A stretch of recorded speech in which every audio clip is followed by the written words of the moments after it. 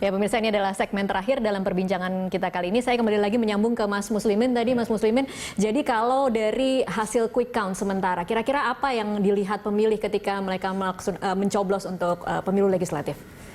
Nah, memang di beberapa kami melakukan memang beberapa wilayah ya quick count di beberapa dapil.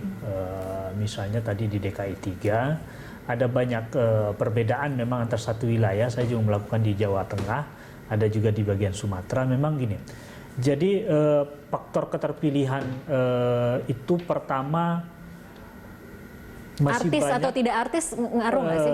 Saya kira tetap punya pengaruh ya pasti di ini. Cuma kan artis kan numpuk di Jawa Barat. Numpuk di Jawa Barat, numpuk di Jawa Barat kan dapil artis ini kan numpuk di Jawa Barat, dan tidak jarang juga satu dapil misalnya tadi DKI di Jabar 7 misalnya kan artisnya ada beberapa gitu ya. Jadi pertarungan artis juga misalnya di wilayah Bandung ya, Jabar 1 juga kan banyak artis yang ini. Artinya tetap faktor utama sebenarnya. Jadi ada dua. Jadi pertama, orang kebanyakan juga memang ternyata memilih partai politik. Tetapi di beberapa dapil yang memang katakanlah mereka punya caleg-caleg yang cukup populer, maka lebih banyak yang mencoblos nama.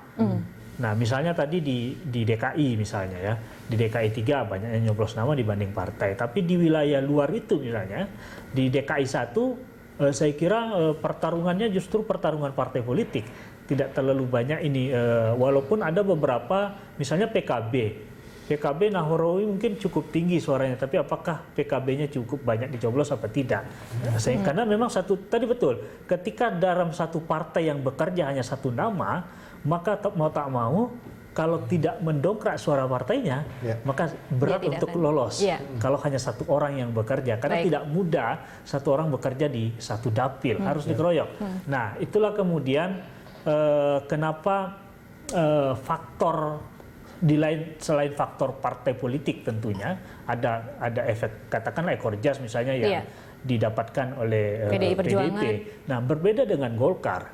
Di Golkar terutama di wilayah Sumatera yang kita lihat memang pertarungan figur itu jauh lebih kuat dibanding pertarungan eksternal. Jadi pertarungannya di internal partai misalnya.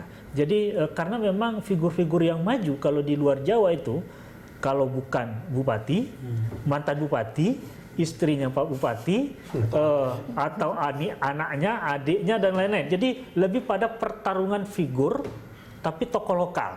Jadi sama saja sebenarnya pertarungannya. Kalau kita lihat di DKI misalnya pertarungan antar orang yang populer, di bawah populer di tingkat lokal. Jadi tetap kalau kita tanya apakah ada dapil neraka atau tidak tadi, sama saja pertarungannya sebenarnya. Nah, faktor keterpilihan selanjutnya sebenarnya memang harus diakui faktor popularitas. Faktor popularitas. Tadi banyaknya orang tidak mengenal karena rumetnya, maka faktor diferensiasi itu kan selain unik dan lain-lain, tapi kan faktor populer. Jadi ketika orang itu populer, ketika orang masuk ke bilik suara, maka yang dikenal adalah siapa. Nah, itulah yang dicoblos. Saya kira itu beberapa hal ya. Ini adalah segmen terakhir. Saya akan meminta catatan dari pengalaman pribadi kemarin. Kita sudah selesai mencoblos, tetapi apa yang kemudian bisa dievaluasi dari pelaksanaan Pileg? Kang Aceh mungkin terlebih dahulu. Pertama, memang menurut saya harus dievaluasi soal pemilu serentak antara Pilpres sama Pileg ya. Karena apa? Kalau menurut Anda harus dipisah? Memang masyarakat kemudian lebih mengutamakan Pilpres daripada Pileg, itu sesuatu yang harus diakui oleh kita ya. Jadi oleh karena itu, padahal kedua-duanya menjadi sangat penting, baik eksekutif maupun legislatif begitu, sehingga partai tidak mampu untuk menyampaikan secara terbuka dan lebih porsi yang diberikan untuk menyampaikan visi misi. Perhatian publik lebih tersedot kepada Pilpres. Pertama itu. Yang kedua, memang menurut saya juga soal sistem proporsional terbuka seperti sekarang ini memang menimbulkan dua hal. Pertama, persaingan antar eksternal ya. Yang kedua juga di internal juga sama demikian. Ini menurut saya juga penting karena disinilah yang menimbulkan banalitas politik yang luar biasa. Banalitas politik, Yang ketiga, menurut saya lebih bagus jika memang kalau kita mau memilih proporsional tertutup ya, juga pertimbangkan daerah pemilihannya diperkecil. Jangan diperluas. Kalau yang diperluas seperti saya, misalnya seperti saya di Jawa Barat 2, itu ada 15.000 TPS ya, dengan jumlah kecamatan sebanyak hampir 48 kecamatan, sangat luas dengan pemilih hampir 2,8 juta. Bisa dibayangkan bagaimana kita sebagai caleg harus keliling ke semua tempat, ya, sementara kursi yang diperebutkan nilainya sama, sehingga menurut saya lebih daripada itu, ini soal kemudian bagaimana membangun konstituensi ke depannya. Soal pertanggungjawaban saya nanti kalau insya Allah terpilih dengan rakyat, jadi saya pun juga tidak harus membeda-bedakan. Tapi kalau misalnya dapilnya kecil, tentu konstituensinya akan lebih dekat gitu ya. Namun saya jadi 3 hal yang menurut saya penting dievaluasi tersebut. Baik, Bang Putra mungkin apa yang lebih catatan? Kepada personal note aja ya, pengalaman pribadi sebagai seorang caleg, 25 tahun menjadi seorang wartawan dan juga super spesialisasinya politik dalam negeri. Apa yang kita lakukan selama ini sebagai wartawan ternyata nggak semuanya benar juga dalam menilai politik. Jadi sekarang saya sudah tahu di dalamnya seperti apa. Kebetulan Ibu Ketua Umum PDI Perjuangan, Ibu Megawati Soekarno Putri berpesan pada kita di awal, jangan pakai joki. Jangan pakai tim sukses, kita datang sendiri.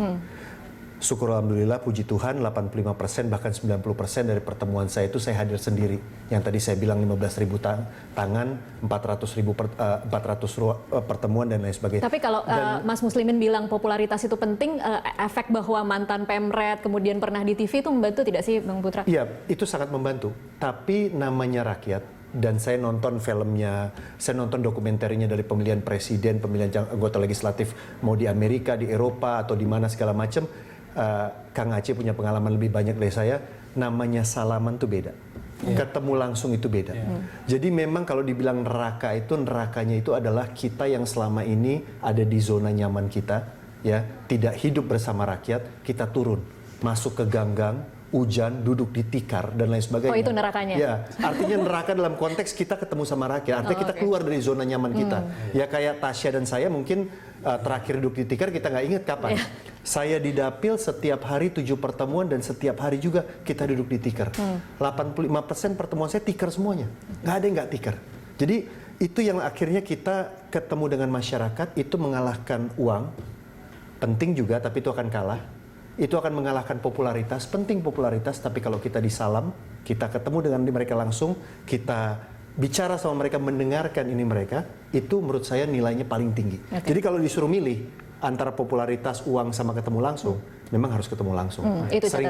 Seringkali teman-teman itu hanya sekali sehari, ya kan, atau 2 kali, nggak bisa. Udah populer, punya modal tinggi, tetap harus ketemu. Dari situ kita firm bahwa jabatan tangan itu bahwa dia akan milik kita. Oke, gitu. baik. Terima kasih Bang Putra, Kang Aceh dan juga Mas Muslimin sudah hadir di Prime Time Talk, dan pemirsa demikianlah Prime Time Talk kali ini. Saya Tasya Lutmila undur diri. Terima kasih atas perhatian Anda dan sampai jumpa.